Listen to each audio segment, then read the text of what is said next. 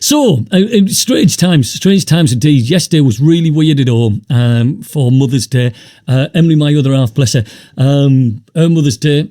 And so we played out in the garden with the kids, and we could hear all the neighbours just doing their own things in their own gardens, doing it. And it all seems very new to us, doesn't it, this? And it's uncharted territory that we've never been through before. But it led to football games being cancelled and protected punters and players, hasn't it? You know, everyone.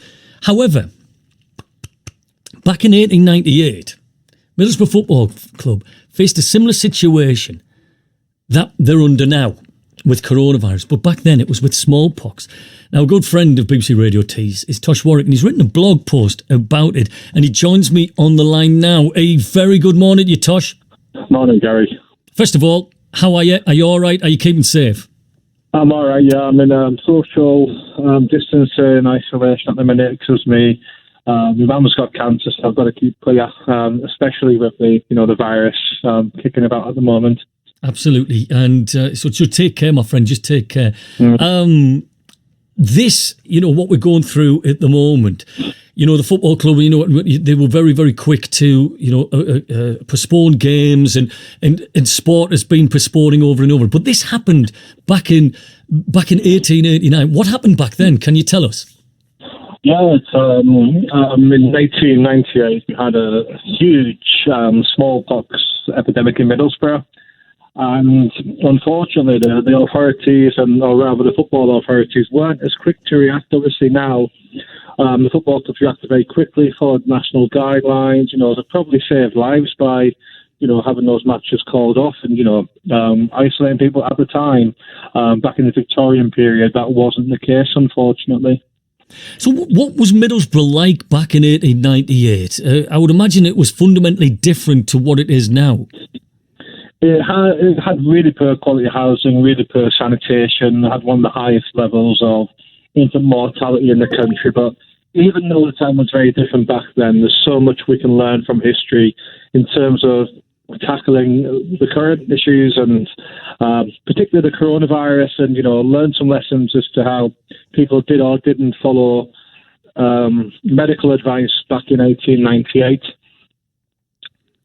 It is strange that the similarities, going back over a century. How did the outbreak of smallpox, how did it affect Middlesbrough Football Club as a club? Did it galvanise it, or was there a bit of a time for teetering back then?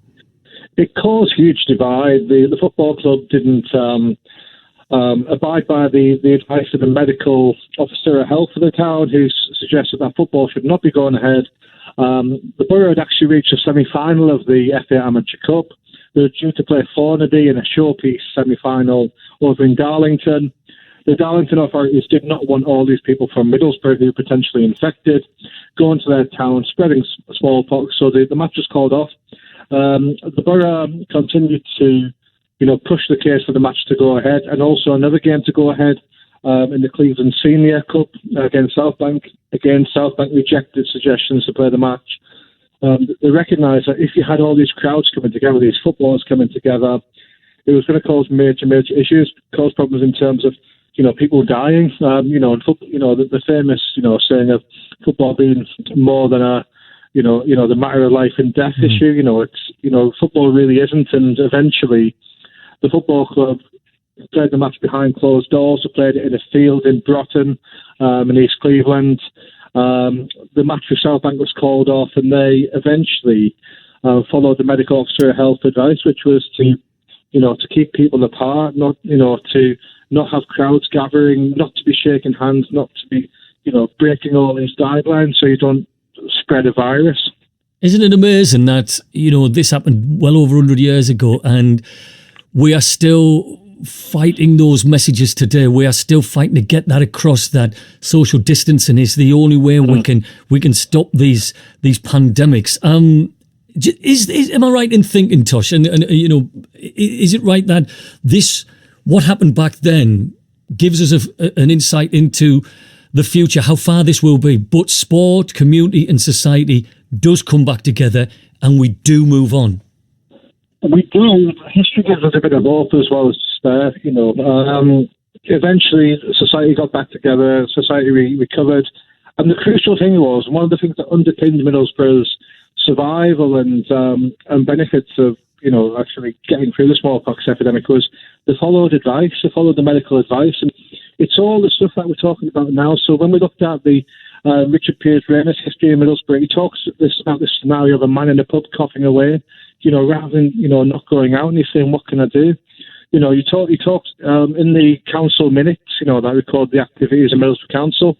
We're talking about people breaching isolation rules at the isolation hospital, people climbing on walls, talking to friends, shaking hands, people interacting with people who might be potentially infected.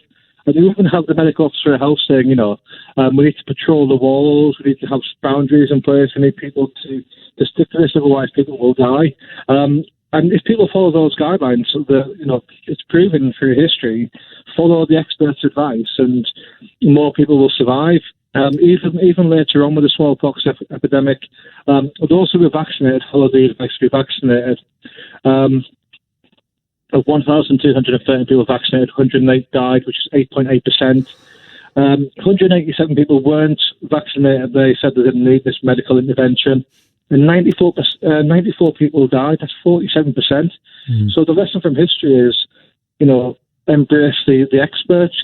Don't look at what's on Facebook. Don't say you've got a mate who works at the council or works in the NHS. Follow these experts who, have proven in the past, historically here in Middlesbrough, that you follow the advice and you live. Absolutely. Tosh, a really, really sobering conversation. And thank you very much for joining us on BBC Radio. Please give my love to your mum and take care. Cheers, Gary. Thanks a lot, mate. See you later there. Tosh Warwick there. Really fascinating, history repeating itself, and we learn the lessons from history.